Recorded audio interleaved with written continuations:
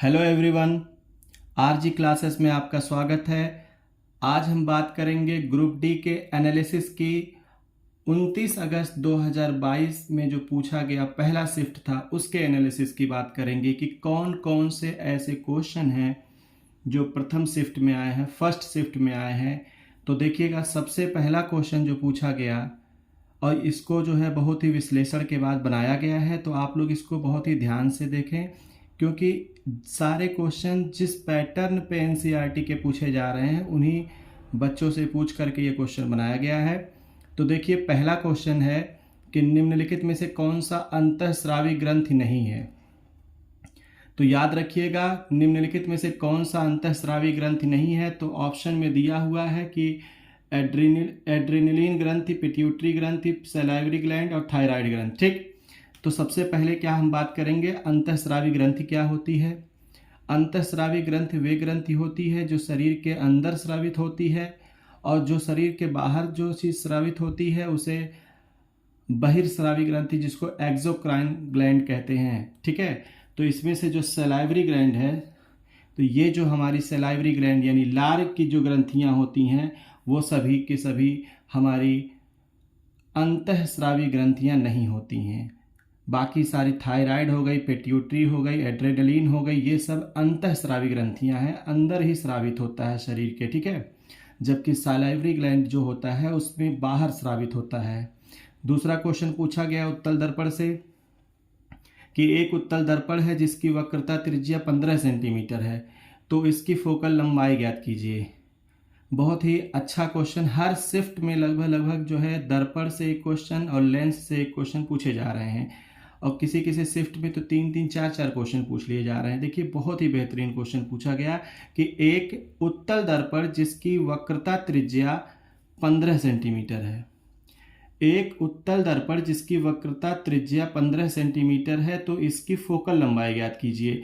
तो सबसे पहले आपको पता होना चाहिए, क्या पता होना चाहिए कि उत्तल जो दर्पण है उसकी फोकल लंबाई हमेशा क्या होती है, धनात्मक होती है।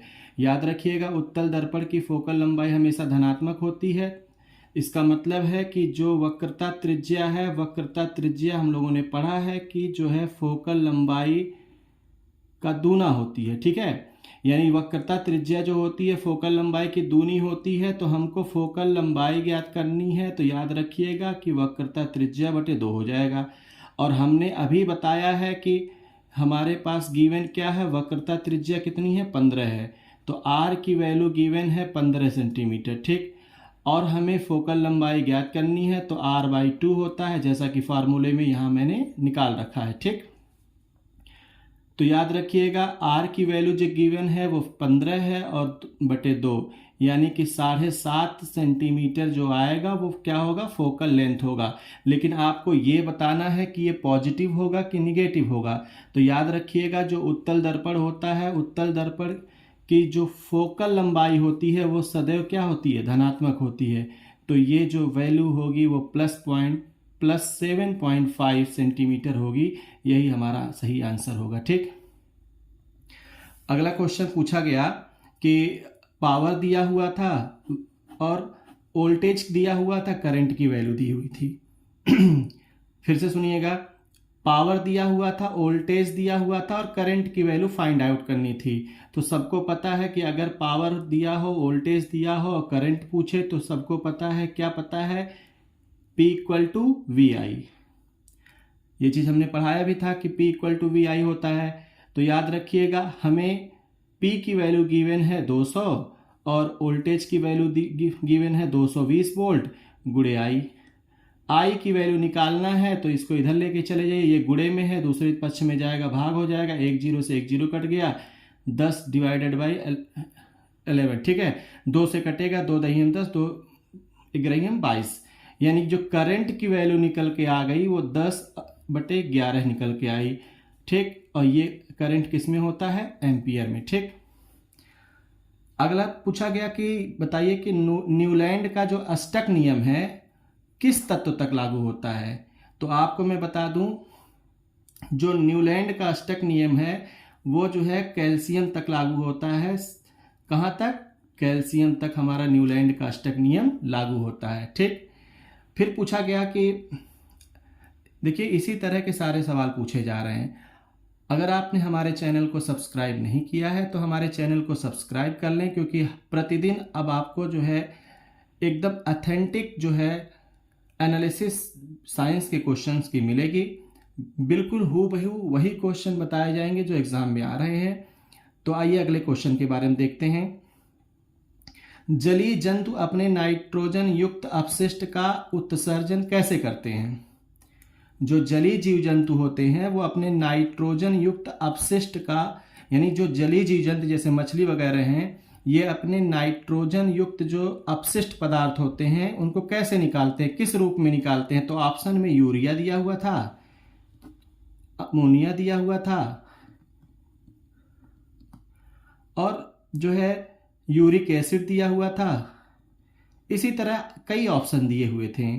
तो आपको पता होना चाहिए कि जलीय जीव जंतु जो होते हैं वो हमारा नाइट्रोजन युक्त अपशिष्ट पदार्थों को जो है निकालते हैं किस रूप में? अमोनिया के रूप में।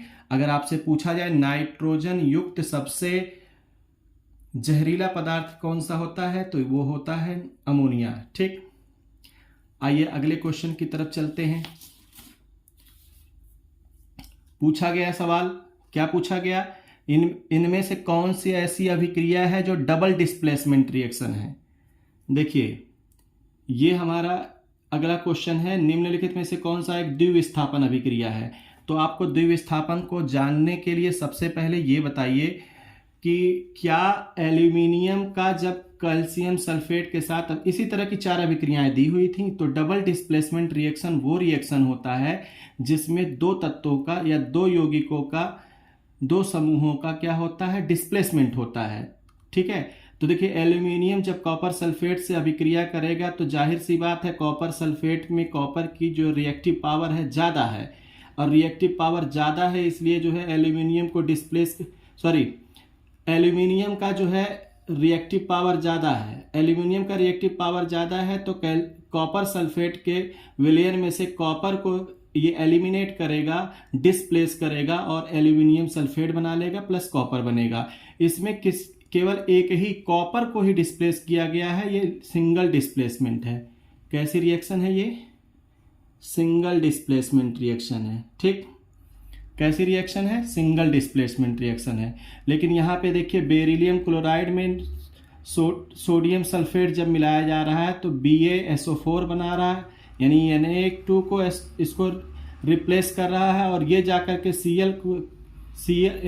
Na2 जो जाकर के Cl2 के साथ जुड़ जा रहा है। इस प्रकार यहाँ पे द्विविस्थापन है, 2 बार विस्थापन किया गया है, इसलिए ये कौन सी अभिक्रिया है? द्विविस्थापन अभिक्रिया है।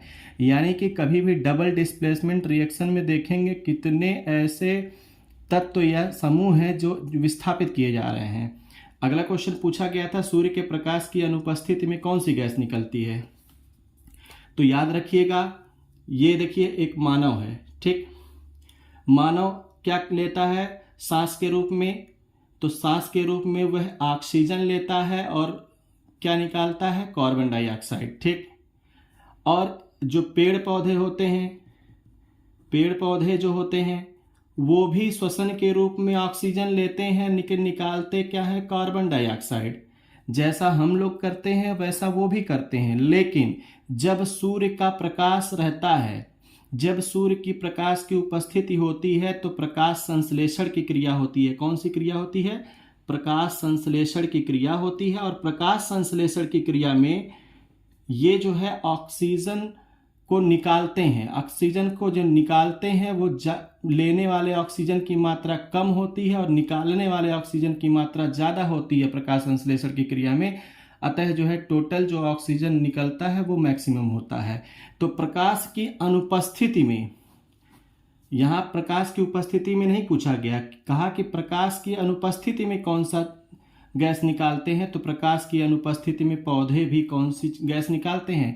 कार्बन डाइऑक्साइड गैस निकालते हैं। आइए अगले क्वेश्चन को डिस्कस करते हैं। इसी तरह के सारे क्वेश्चन पूछे जा रहे हैं। देखिए इजी है क्वेश्चन, थोड़े से कॉन्सेप्ट को आप लोगों को क्लियर रखना पड़ेगा, तभी आप क्वेश्चन को सॉल्व कर पाएंगे। इन कक्षाओं का इलेक्ट्रॉन क्षमता के अनुसार व्यवस्थित करना था। इस तरह ऑप्शन दिए होते K is greater than, L is greater than, M is greater than N, इसी तरह के 4 ऑप्शन दिए गए थे। लेकिन आपका सबसे बड़ा मोटो क्या होना चाहिए, इलेक्ट्रॉन क्षमता की संख्या के अनुसार व्यवस्थित करना था। तो याद रखिएगा कक्षा की संख्या होती है, कक्षाओं को दर्शाने के लिए K, L, M और N का प्रयोग करते हैं। Is it clear? तो याद रखिएगा कि जो कक्षाओं को दर्शाने के लिए हम लोग K, L, M और N का प्रयोग करते हैं, पहली जो कक्षा होती है उसमें 2 इलेक्ट्रॉन होते हैं। क्यों? n की वैल्यू, जब n की वैल्यू 1 पुट करेंगे तो टोटल इलेक्ट्रॉनों की संख्या कितनी हो जाएगी, 2। इस फॉर्मूले से 2n² के फॉर्मूले में जब हम इलेक्ट्रॉनों की किसी भी कक्षा में इलेक्ट्रॉनों की संख्या को निकालने के लिए सर्वप्रथम हम क्या करते हैं, वैल्यू रखते हैं। पहली कक्षा के लिए पहली कक्षा क्या थी, K पहली कक्षा थी तो n बराबर 1 था, उसके लिए इलेक्ट्रॉनों की कुल संख्या कितनी हो जाएगी, 2।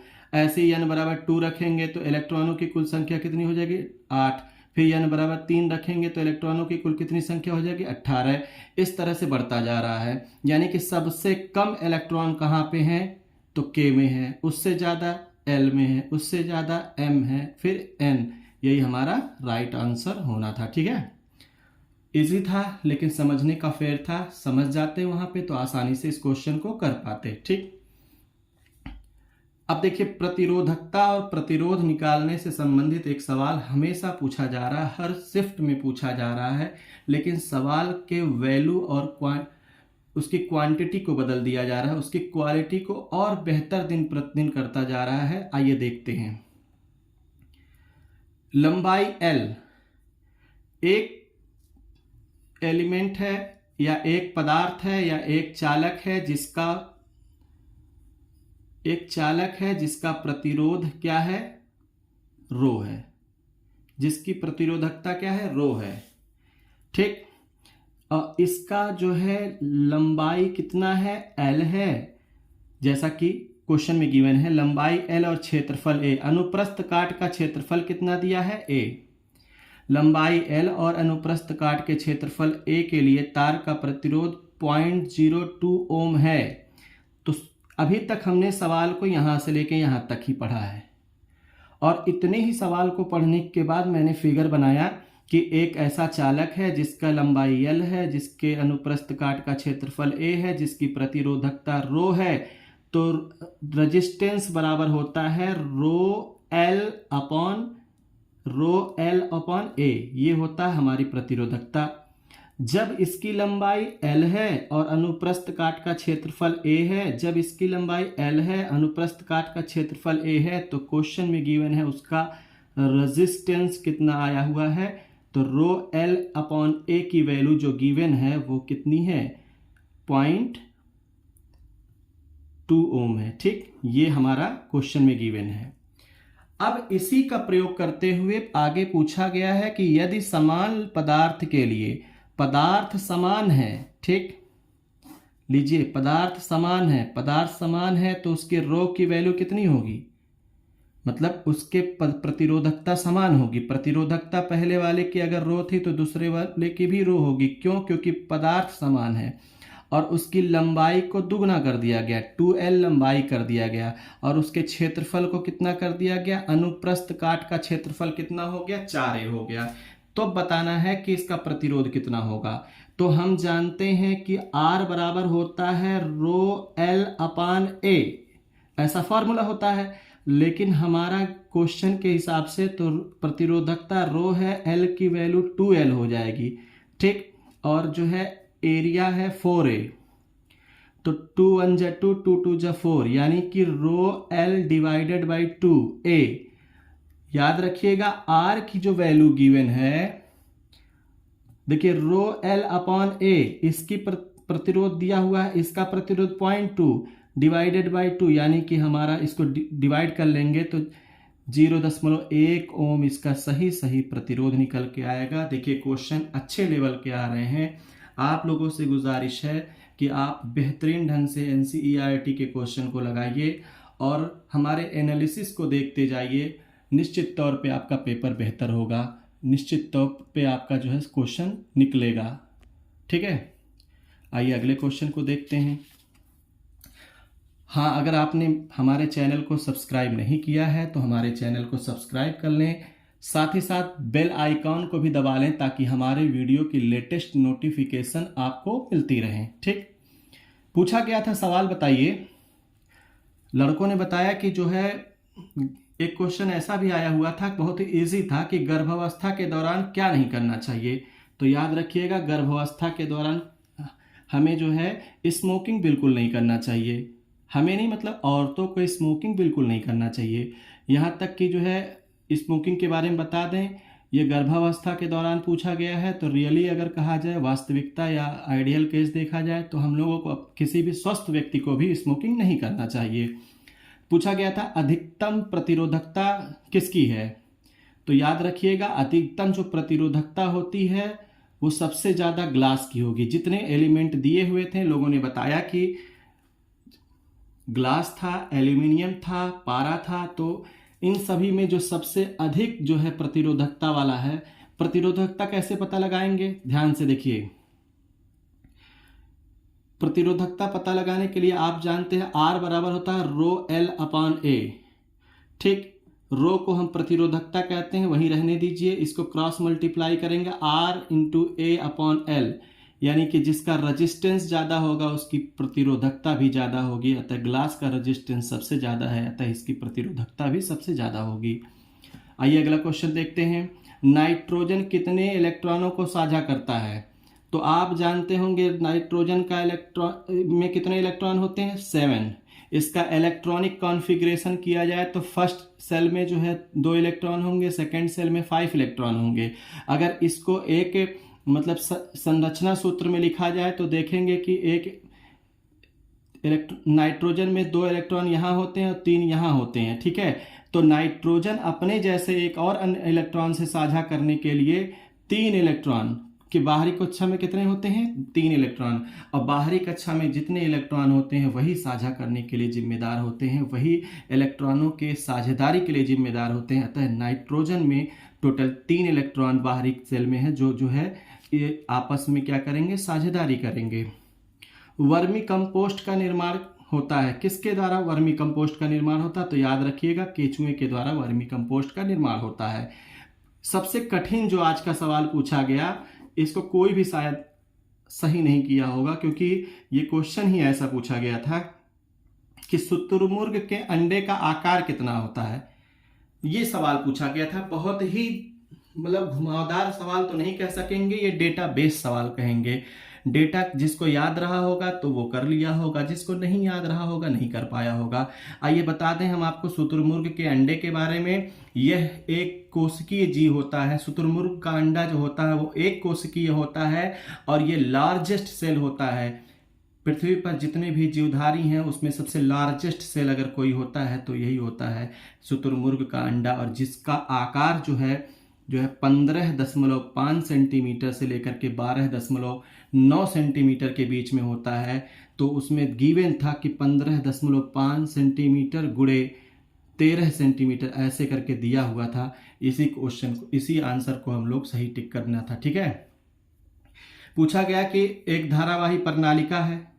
ठीक, अगला क्वेश्चन क्या पूछा गया, क्वेश्चन पूरा इसलिए नहीं लिखा गया क्योंकि बच्चों ने ऑप्शन सही नहीं बताए हैं, इसलिए जो है मैं क्वेश्चन को टोटल नहीं लिख पाया हूं इस वाले क्वेश्चन को। इसको मैं ऐसे ही बता देता हूं कि एक मैग्नेट है और एक कॉइल है। ठीक, तो कब इंड्यूस्ड करंट मैक्सिमम होगी, तो देखिए एक ये कॉइल है, धारावाही प्रणालिका है जिसमें जो है पॉजिटिव निगेटिव टर्मिनल है। तो धारावाही प्रणालिका में याद रखिएगा, जो धारावाही प्रणालिका होती है उस प्रणालिका में कब मैक्सिमम करंट होंगे, जब जो है मैग्नेट, यानी ये नॉर्थ पोल, ये साउथ पोल, ठीक, ये मैग्नेट है, मैग्नेट और जो है कॉइल दोनों एक दूसरे की ओर मूव करेंगे, तब वहां पे इंड्यूस्ड करंट कितनी होगी, मैक्सिमम होगी। तो याद रखिएगा उसका सही आंसर क्या होगा कि जब मैग्नेट और कॉइल दोनों एक दूसरे की तरफ मूव करेंगे तो उस समय जो है इंड्यूस्ड करंट की मात्रा सबसे मैक्सिमम होगी। ठीक है, आइए अगला देखते हैं। पूछा गया बेंजीन के बारे में कि बेंजीन के बारे में पूछा गया कि कितने कितने सिग्मा बांड होते हैं, कितना पाई बांड होता है, कितना कुल बांड, यानी कि बेंजीन की जो संरचना होती है उसमें बताना है। देखिए क्वेश्चन बहुत ही अच्छा पूछा गया, बहुत ही टिपिकल क्वेश्चन। अगर कोई डीप स्टडी नहीं कर रहा होगा तो इस क्वेश्चन को नहीं कर सकता है। ठीक है, आइए इसको देखते हैं कैसे किया जाएगा। तो बेंजीन में कितना सिग्मा और कितना पाई और कितना कुल बंध होता है ये बताना था। तो आपको पता है कि बेंजीन का जो सूत्र होता है वो C6H6 होता है, और बेंजीन की जो संरचना बना दी गई है यहाँ पे सामने बनी हुई है। बेंजीन में 3 ट्रिपल बॉन्ड पाए जाते हैं और बाकी सब सिंगल बॉन्ड होते हैं। ठीक, बेंजीन के बाहरी कक्षा में 4 इलेक्ट्रॉन है, इसीलिए 4 बॉन्ड यहाँ पे हर एक कार्बन से बना हुआ है।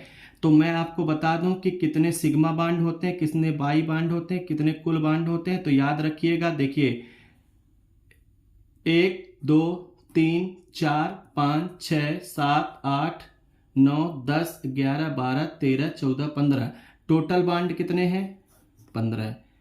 निकाल पाएंगे कि नहीं? आप लोग गिन लीजिएगा, टोटल बांड मिल जाएंगे कितने हैं। ठीक, आपको मैं बता दूं कि जो सिंगल बांड होता है हमेशा एक सिग्मा बॉन्ड बनाता है। ठीक, जो एक सिंगल बॉन्ड होगा वो सिग्मा बॉन्ड बनाएगा, और एक जो डबल बॉन्ड होगा, एक जो है डबल बॉन्ड जो होगा वो हमेशा एक सिग्मा और एक पाई बनाएगा। इसका मतलब है कि जो डबल बॉन्ड है वो एक सिग्मा एक पाई बनाएगा, एक सिग्मा एक पाई बनाएगा, एक सिग्मा एक पाई बनाएगा। इसका मतलब है तीन डबल बॉन्ड हैं तो 3 जो है पाई बॉन्ड बनाएंगे, 3 पाई बॉन्ड बनाएंगे। पहला आंसर ये निकल गया है। पाई बॉन्ड कितने? 3। टोटल बॉन्ड कितने थे? 15। तो सिग्मा बॉन्ड कितने होंगे? तो सिग्मा बॉन्ड जो है 15 में से 3 निकल गए, यानी कुल बॉन्ड 15 थे, 3 पाई बॉन्ड थे, बाकी जो बच गए वो कितना होंगे? सिग्मा बॉन्ड, यानी कि 12 इसमें सिग्मा बॉन्ड होंगे, 3 पाई बॉन्ड होंगे, टोटल बॉन्ड कितने होंगे? 15। फिर से एक बार सुन लीजिए कि जो सिंगल बॉन्ड होता है एक सिग्मा बॉन्ड बनाता है, और जो डबल बॉन्ड होता है एक सिग्मा एक पाई बॉन्ड बनाता है। ठीक, ये बहुत ही इंपॉर्टेंट, बड़ा ही अच्छा क्वेश्चन था। आइए अगले क्वेश्चन को देखते हैं। कौन सा तत्व हाइड्रोजन से अधिक क्रियाशील है? ये देखिए सवाल, कौन सा तत्व हाइड्रोजन से अधिक क्रियाशील है? तो आपको पता होना चाहिए कि यहाँ पे देखिए हाइड्रोजन है, ये क्रियाशीलता का क्रम है। जैसे जैसे ऊपर बढ़ते हाइड्रोजन से ऊपर बढ़ते जाएंगे क्रियाशीलता बढ़ती जाएगी, और इससे नीचे आएंगे तो क्रियाशीलता कम होगी। तो याद रखिएगा, जब भी कभी भी किसी भी क्वेश्चन में potassium, sodium, calcium, magnesium, aluminium, zinc, Fe और जो है यानी लोहा, और दूसरा जो है ये पारा, ये लेड जो है अगर आपको दिखता है तो समझ लीजिएगा इनका रिएक्टिविटी ज़्यादा होगा। तो इस पे एक सवाल पूछा गया था कि किसकी रिएक्टिविटी ज़्यादा होती है, तो आपको बताना होगा कि calcium, magnesium, aluminium, zinc, Fe यानी आयरन और लेड, ये सब की रिएक्टिविटी ज़्यादा होती है, और कॉपर, पारा और जो है सोने की रिएक्टिविटी कम होती है। ठीक, इस तरह के क्वेश्चन लगभग हर एक शिफ्ट में पूछे जा रहे हैं। फिर अगला क्वेश्चन देखते हैं। एक अवतल लेंस दिया हुआ है जिसकी वस्तु की दूरी बताया है 24 सेंटीमीटर है, और फोकल लेंथ जो है 16 सेंटीमीटर है। ऑब्जेक्ट की जो हाइट है वो 2.5 सेंटीमीटर है, तो हाइट ऑफ इमेज बताना है। ठीक, इसको कैसे निकालेंगे? इसके निकालने का एक तरीका है। इसको निकालने का क्या तरीका है कि सबसे पहले अवतल लेंस बनाइए, और आपको पता होना चाहिए कि किसी भी वस्तु, ये है अवतल लेंस, किसी भी वस्तु को जो रखा जाता है वो हमेशा बाईं ओर रखा जाता है, लेंस से बाईं ओर रखा जाता है। इसलिए यहाँ पे देखिए लेंस से वस्तु की जो दूरी है वो हमेशा निगेटिव होती है। क्या होती है? किसी भी लेंस में, किसी भी दर्पण में जो वस्तु की दूरी होती है वो हमेशा लेफ्ट साइड में वस्तु रखने के कारण निगेटिव होती है। तो इसलिए जो हमारा यहाँ पे 24 दिया हुआ था तो उसको हमने क्या मांग लिया? u बराबर -24। 24 क्यों? क्योंकि वस्तु की दूरी जो होती है हमेशा ऋणात्मक होती है। और देखिए फोकल लेंथ, अवतल लेंस की जो फोकल लेंथ हो, हमने अभी थोड़ी देर पहले बताया कि उत्तल लेंस हो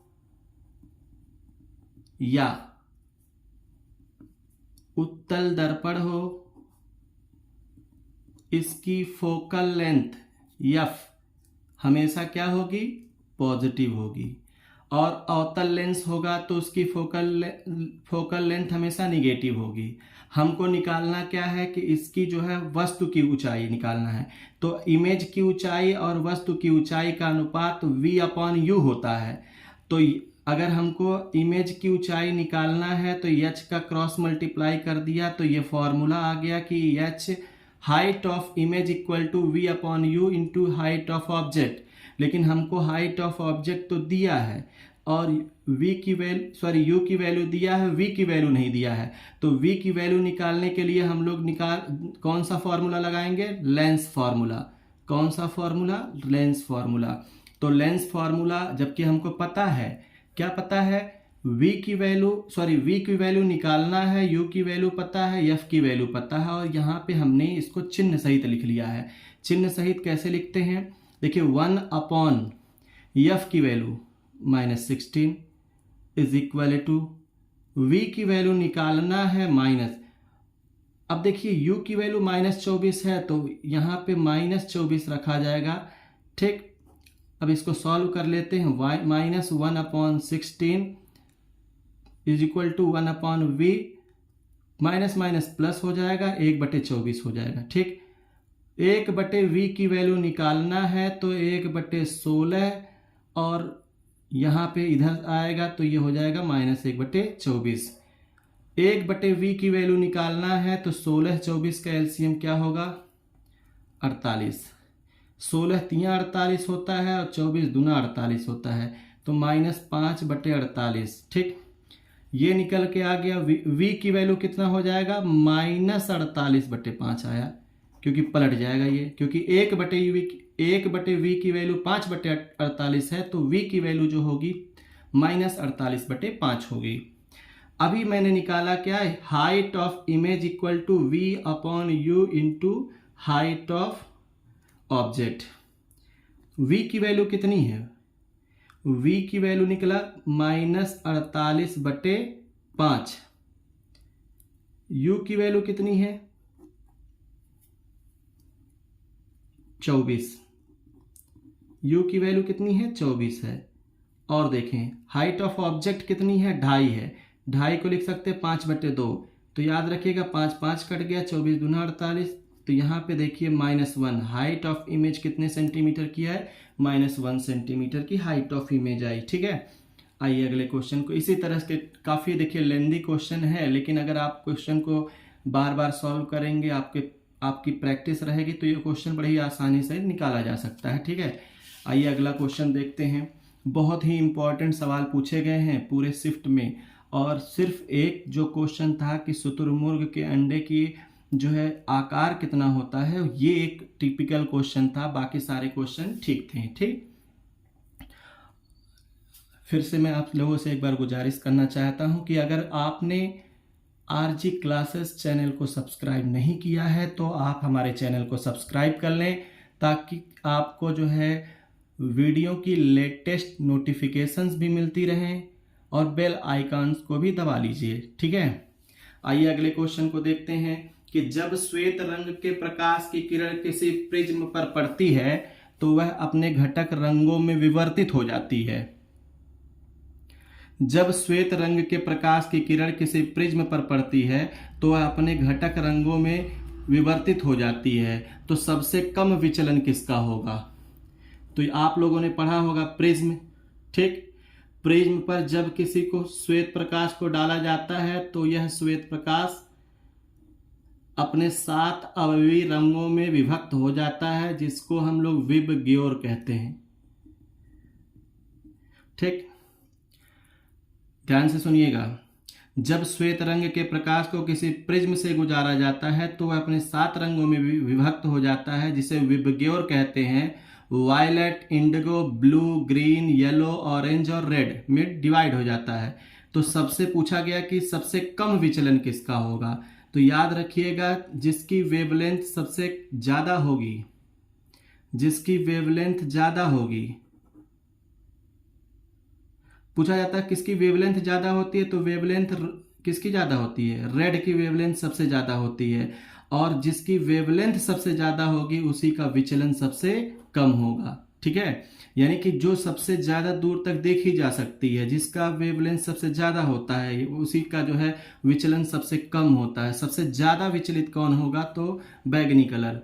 पूछा गया था क्वेश्चन आज के शिफ्ट में कि मधुमेह किस हार्मोन की कमी से होता है, तो इंसुलिन हार्मोन की कमी से मधुमेह रोग होता है। ठीक है, कहा गया था कि क्वेश्चन में कैल्शियम हाइड्रोक्साइड के साथ H2SO4 की अभिक्रिया कराइए। तो याद रखिएगा कैल्शियम हाइड्रोक्साइड को जब H2SO4 के साथ अभिक्रिया कराते हैं तो देखिए हाइड्रोजन से, मैंने अभी थोड़ी देर पहले बताया है कि हाइड्रोजन से ज़्यादा reactive sodium, potassium, calcium, magnesium, Pb, Fe ये सब ज़्यादा जो है रिएक्टिव है। किससे रिएक्टिव है, हाइड्रोजन से ज़्यादा रिएक्टिव है। इसीलिए क्या करेंगे, कैल्शियम जो हाइड्रोक्साइड है वो यहाँ से हाइड्रोजन को विस्थापित कर देगा और कैल्शियम सल्फेट बना लेगा, और साथ ही साथ में जो है क्या बन जाएगा, H2O बन जाएगा। ठीक है, अगला क्वेश्चन पूछा गया कि कौन सा कथन सही है। दो कथन दिए हुए थे और 4 ऑप्शन दिया गया था, पहला दूसरा सही है, पहला सही है दूसरा गलत है, दूसरा सही है पहला गलत है, दोनों गलत हैं, ऐसे ऑप्शन में दिए गए थे। तो मैं बता दूं आपको कि दोनों ऑप्शन में क्या कौन सा सही है। आइए, कौन सा कथन सही है। पहला ऑप्शन दिया गया वाशिंग सोडे का सूत्र जो है Na2CO3 है, बिल्कुल सही। वाशिंग सोडा का सूत्र Na2CO3 ही होता है, और खाने वाले सोडे का सूत्र NaSCO3 होता, सोडियम बाइकार्बोनेट होता है। दूसरा क्या कह रहा है कि पानी की अस्थायी कठोरता को दूर करने के लिए वाशिंग सोडा मिलाते हैं, बिल्कुल सही है। कि देखिए कठोरता 2 प्रकार की होती है, जल की 2 प्रकार की कठोरता होती है। पहली होती है अस्थायी कठोरता। अस्थायी कठोरता को दूर करने के लिए पानी को बस उबाल दीजिए, उतना ही काफ़ी है। लेकिन अस्थायी कठोरता को दूर करने के लिए क्या करना होता है, आपको वाशिंग सोडा मिलाना पड़ेगा। यानी कि बोथ जो है, बोथ राइट है। ठीक है, यानी कि ए और बी दोनों कथन सही है। ठीक, फिर देखिए इसमें एक अवतल लेंस एक गोलाकार भाग द्वारा बनाया गया है जिसकी वक्रता त्रिज्या 10 सेंटीमीटर है, यानी वक्रता त्रिज्या कितनी दी हुई है, 10 सेंटीमीटर है। तो फोकल लेंथ ज्ञात कीजिए। फोकल लेंथ बराबर होता है वक्रता त्रिज्या बटे 2। वक्रता त्रिज्या 10 है बटे 2 यानी कि 5 सेंटीमीटर उसकी फोकल लेंथ होगी। लेकिन हमको ये बताना, मैं बार बार कह चुका हूं कि उत्तल दर्पण या उत्तल लेंस, इन दोनों की जो फोकल लेंथ होगी पॉजिटिव होगी, तो इसकी क्या होगी, निगेटिव होगी, यानी -5 सेंटीमीटर इसका राइट आंसर होगा। इस तरह मैंने 25 के 25 क्वेश्चन जो फर्स्ट शिफ्ट में पूछे गए हैं, 29 अगस्त के फर्स्ट शिफ्ट में जो पूछे गए 25 के 25 क्वेश्चन को मैंने करा दिया। इसी तरह की बेहतरीन एनालिसिस विज्ञान और मैथ की लेने के लिए जो है आप हमारे चैनल को सब्सक्राइब कर लीजिए, और हमारे चैनल के साथ सब्सक्राइब करने के साथ साथ बेल आइकन को भी दबा लीजिए ताकि आपको हमारे चैनल की लेटेस्ट वीडियो मिलती रहे। धन्यवाद, शुभ रात्रि।